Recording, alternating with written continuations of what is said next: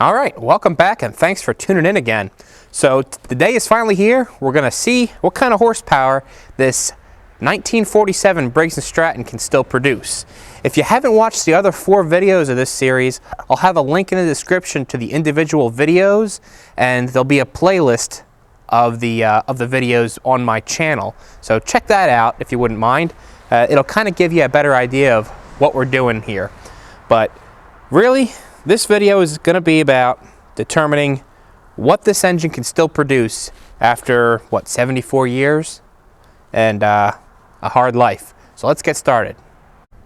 All right, well, for those of you that didn't watch the previous videos, what we got here is a 1947 Briggs and Stratton Model A and a Prony brake dynamometer. And what I want to do here is figure out how many horses are left in this little Briggs and Stratton.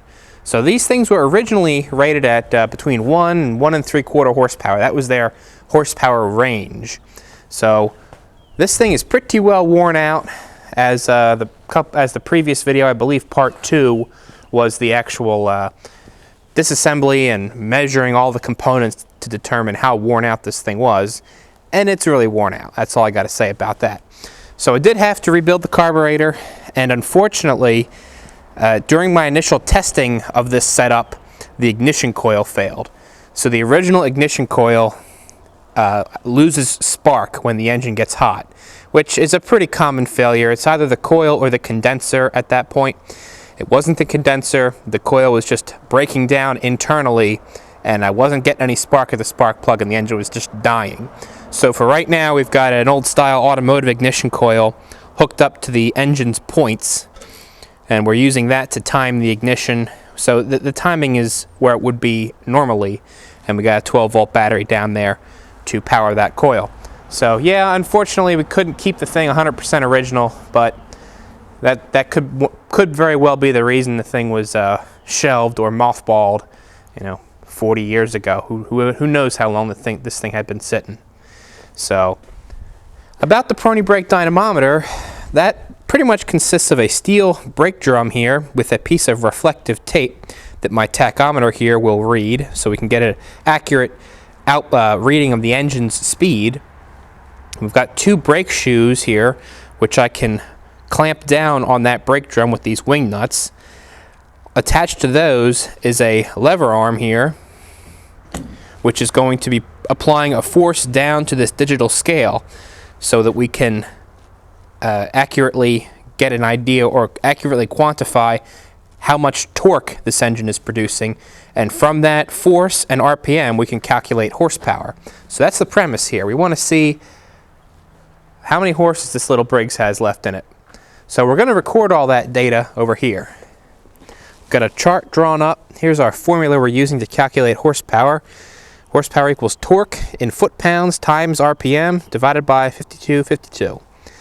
We've got a little chart set up. We're going to be taking horsepower readings at 3 different RPMs, 2200, 2900, and 3200. And we're going to take 3 readings at each speed and average those to get our final reading. So we're going to record the force in pounds and ounces. From that we can calculate the torque, and from that we can calculate the horsepower. So for torque, our torque value is just the force that we read on the scale in pounds times the length of the lever arm, which in this case is 2 feet. Here are a couple engine specs. The bore and stroke is 2 1/4 by 2 1/4. The operating range 22 to 32, hence the first and the last reading. And the listed standard speed, as it's known, is 2900 RPM. So that must be where they rate their 1 3/4 horsepower at. So that's our target, 1 3/4. If it can make 1 3/4 horsepower still, I'll be pretty impressed. Now, of course, we're only going to run this for a short time. We're not going to keep it at 2900 for an extended period of time with a load on it, mainly because as my brake drum and the brake shoes heat up, they get kind of grabby, if you know what I mean. So it's difficult to modulate the actual force on those brake shoes without stalling the engine. So I think we're about ready to get this thing started up, and we'll take our first readings. All right, welcome back. Now I say welcome back because it's a few hours later. I ran into some issues. So I went and I filmed the whole test run of this engine, and I went to go edit the video and the audio cut out right as I started the engine up. Now I traced that problem down to the spark plug wire. When I wired up this external ignition coil, I used Packard 440, which is a solid core spark plug wire. Well, apparently, as soon as I started the engine, the magnetic field, the electromagnetic interference from that solid core wire from the high voltage pulse was interfering with the wireless mic that I'm wearing right now, communicating with the receiver. So pretty much the audio cut out as I started the engine up. So I've got a piece of suppression wire on here now, and that seems to have corrected the issue. So we're going to reshoot the load test of this engine, which in a way is a good thing because I already have all the numbers recorded from the first test. I'm not going to tell you what those numbers are, but the engine is cooled off. It's back to where it was when I started this 5 hours ago. So we're going to replicate the testing and see if we can replicate those numbers. And if we can, that means the test was valid. So let me explain what I'm doing here. We're going to take 2 horsepower readings, peak horsepower and continuous horsepower, or normal horsepower. Peak horsepower we're going to take after the governor has moved the throttle to wide open. So the engine will be running flat out at 22, 29, and 3200 RPM. The second set of horsepower readings we're going to take is what I would call the normal horsepower rating, or continuous horsepower. Those readings will be taken at the set speed, 22, 29, or 3200 RPM, but only as the governor is beginning to move the throttle to wide open. So the reason I want to do that is because those are the numbers that the engine manufacturer, Briggs, would have used in the real world. They're not going to rate the engine at wide open throttle. They're going to rate the engine at a set speed plus a little bit of extra headroom in the throttle so that the governor can actually do its job. So hopefully that becomes a little bit more apparent as we go through the load test. I'm going to try to get you a couple different angles here of the throttle of the carburetor, the governor linkage, how I'm working the wing nuts on the brake, and hopefully the tachometer and the scale. Actually, before we start, let me start this up, or turn the scale on, I should say. Turn the scale on and make sure it's zeroed out. So zeroed out with this weight on it. Okay, let's get started. Oh, gotta hook my battery up.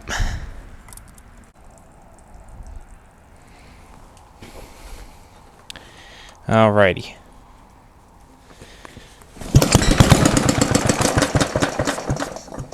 Oh, almost.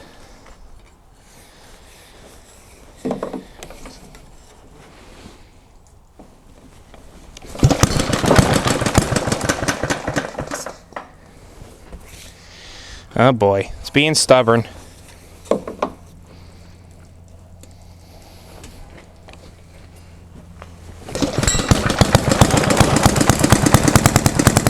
There we go.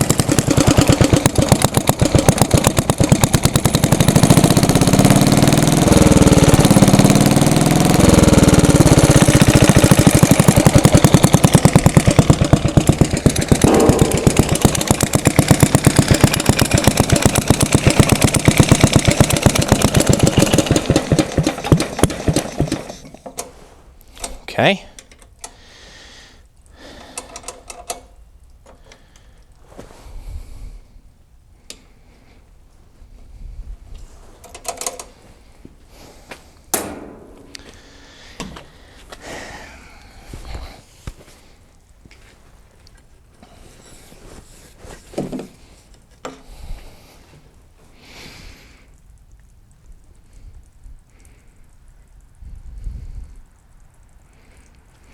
All right. let's get started here.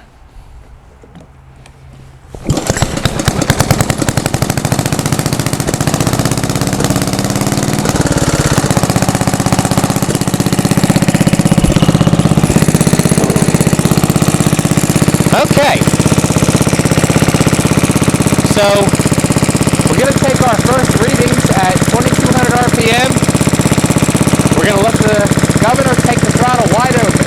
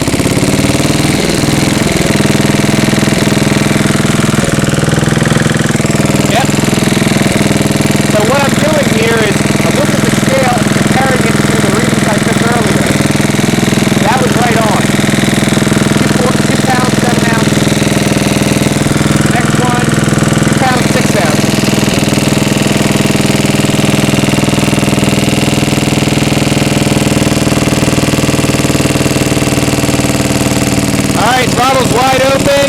We're at 22, 24. Oh, we just dropped. Gotta back the load off a little bit.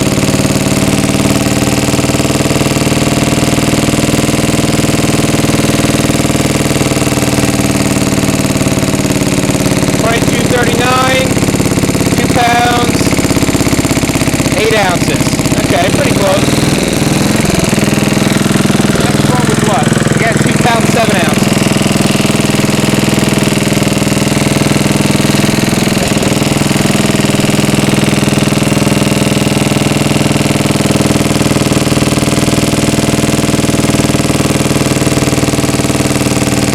Throttle's wide open.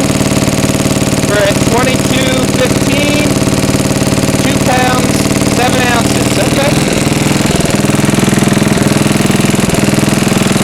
That's pretty good. That's about the same as we had before. Let me bring you around. You can see what I'm doing. I'm going to step the engine speed up. 22.15, 2 pounds, 7 ounces. Okay. That's pretty good. That's about the same as we had before. Let me bring you around.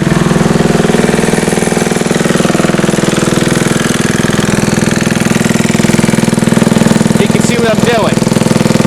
I'm going to step the engine speed up. 22.15, 2 pounds, 7 ounces. Okay. That's pretty good. That's about the same as we had before.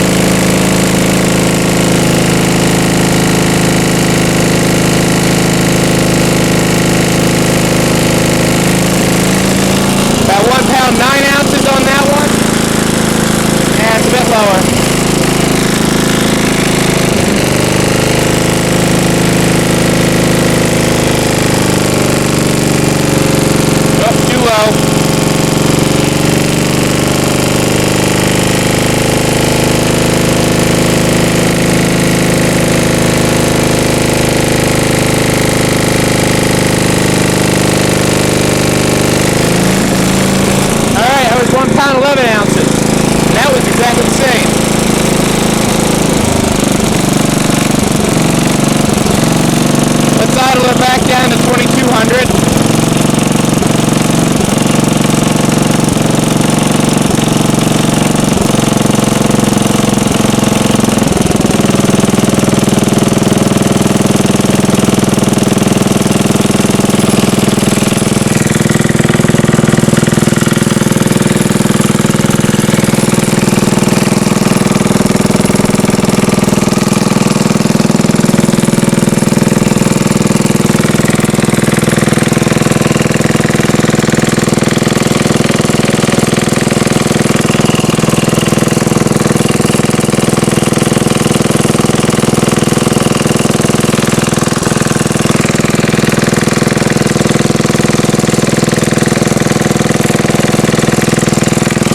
Alright, I'm going to try to get you a shot of the tachometer as I do this next run. So this is the actual horsepower run, not the peak or the max.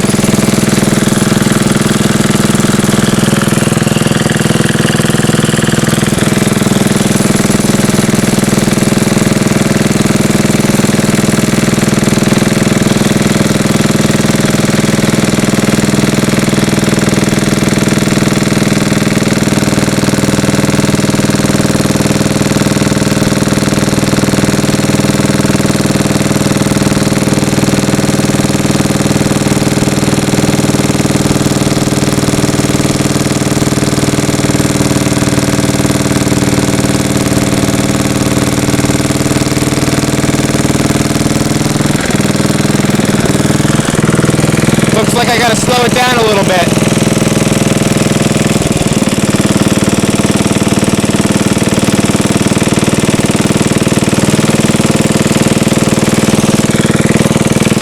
Alright, let's try that. The reason I had to slow it down is the throttle was going too close to wide open before it was dropping down to 2200.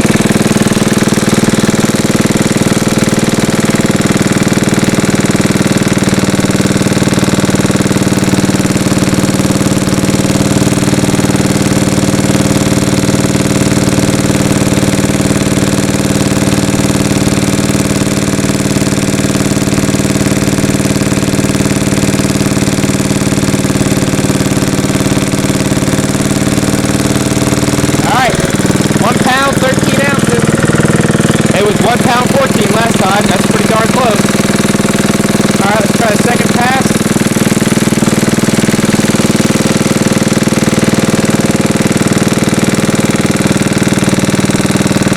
You know what? Let me reposition you. Let's see if we can get you a shot of the scale.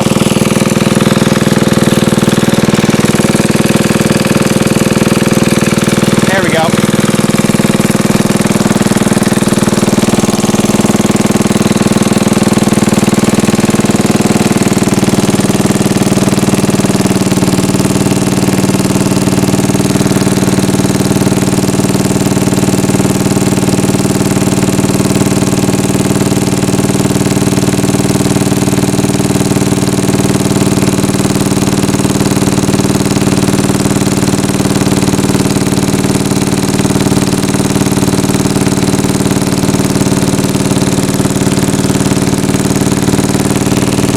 Alright, 2256. Come on. 2238, 2222. 2199. Wow, 2 pounds, 1 ounce. That's actually better than it did on the last pull.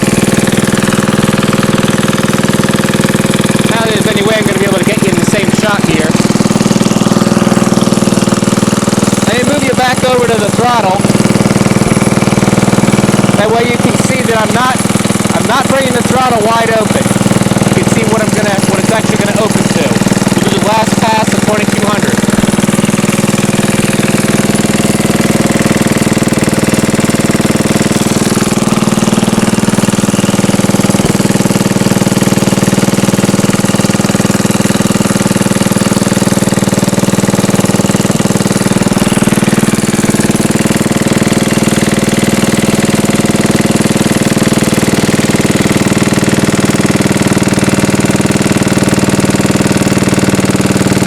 Alright, we're at 2285. 2276, 2263.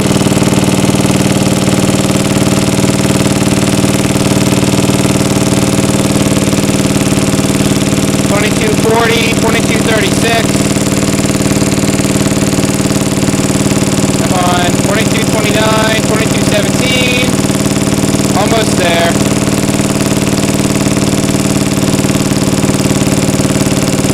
2208 at 2 pounds even. Yeah. Not bad. It's actually performing a little bit better than it did last time. Alright, let's step it up to 2900 RPM.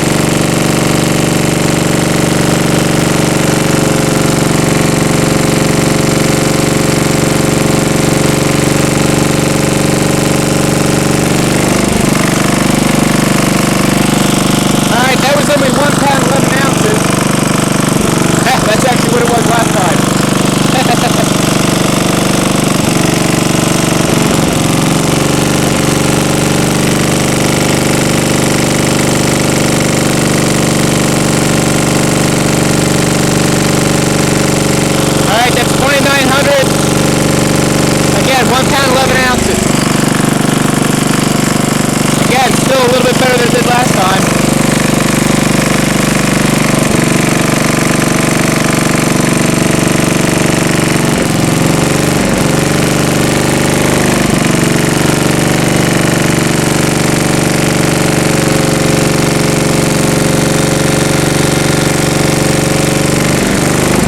£1 12 ounces. Not half bad.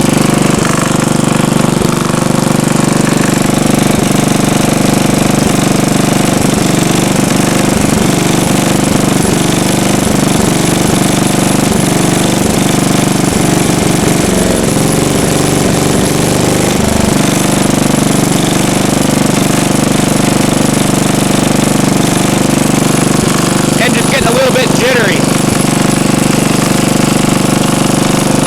Let's make this final pass, 3200.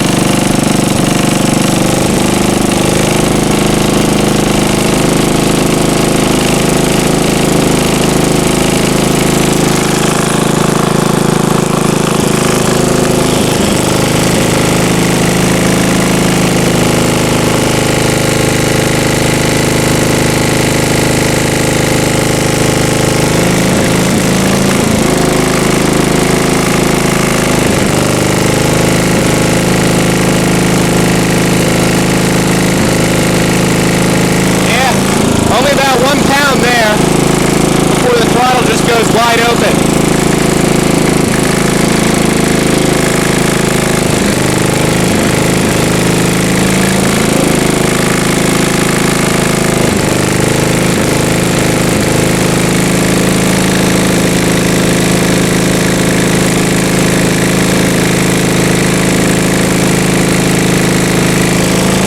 All right, about 1 pound 2 ounces there.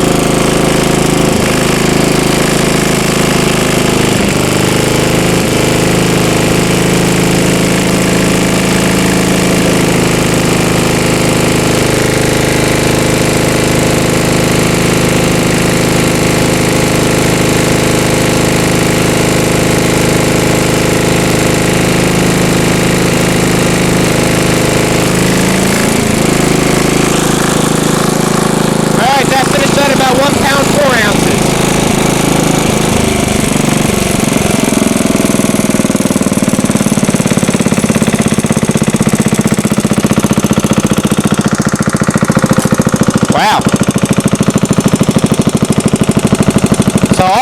the engine did just as fine as it did earlier in the day.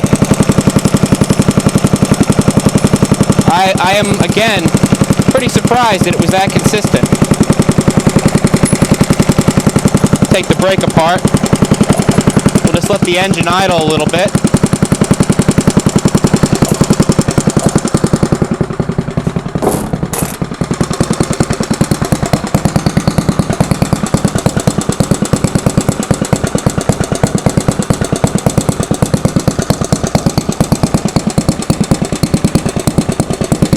It's happy to sit there and idle.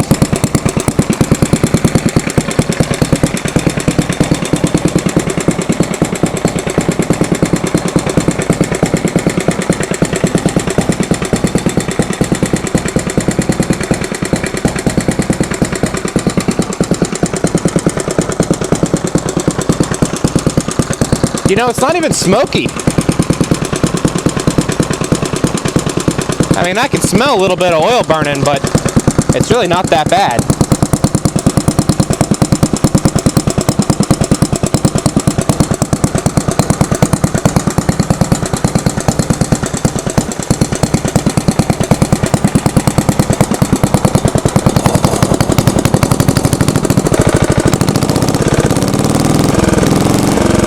Oh, there's some of the smoke.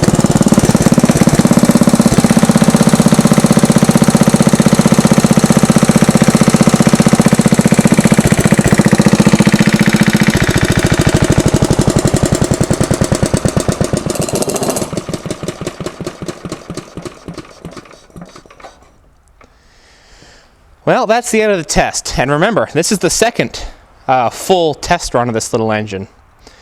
So let's go take a look right over here. These are the numbers from earlier, the first test, the one that had no audio recording on it. So let's start with the wide open numbers. Now remember, the numbers are pretty consistent from this test to the last one. So at 2200 RPM, we made 2 horsepower, 1.9 and 2 for an average of 1.96. At 2900 RPM, our average was 2.41, and at 3200, our average was 2.11. Now, those numbers, they're pretty high compared to the original spec of 1 to 1 3/4. They're pretty impressive, but remember, those numbers, that's at wide open throttle. I don't know how long the engine would hold together at that point, even when it was new. So you certainly would not sell the engine based upon these numbers. But it's interesting to know. The more relevant numbers here are the second set we did, the normal operation numbers. At 2200 RPM, the engine averaged 1.55 horsepower. At 2900 RPM, the engine averaged 1.72 horsepower. And at 3200 RPM, it only averaged 1.31. So either the engine was heating up and we were losing efficiency, probably that intake valve, we were losing efficiency there since because the clearance was so tight. But 1.72 horsepower at 2900 RPM is pretty damn impressive, considering the spec is only 1.75, 1 3/4. So after 74 years, this engine has only dropped a couple points of horsepower. That's really impressive. And that's twice that engine did that. I would imagine you could probably put this thing back into service just how it is. Now, I don't know how efficient it would be, probably not very. It'd probably give you some difficulty starting, and its speed sensitivity would probably be a little bit off. I suspect a lot of that spitting and sputtering at the end was due to this sloppy throttle shaft. Kind of hard to see, but that's an air leak that's going to cause the thing to have some runnability issues, but really, it didn't do that bad at all. I'm pretty impressed by the old Briggs. But that's what these things are made to do. They're made to run and be pretty bulletproof. So it's a shame about that ignition coil. I will have to either find a spare or rewind that one. But that was a good run. So the video didn't quite work out like I planned, but we still got some good data. And I hope everybody found that interesting, because I sure as hell did. So thank you very much for watching and sticking with the project.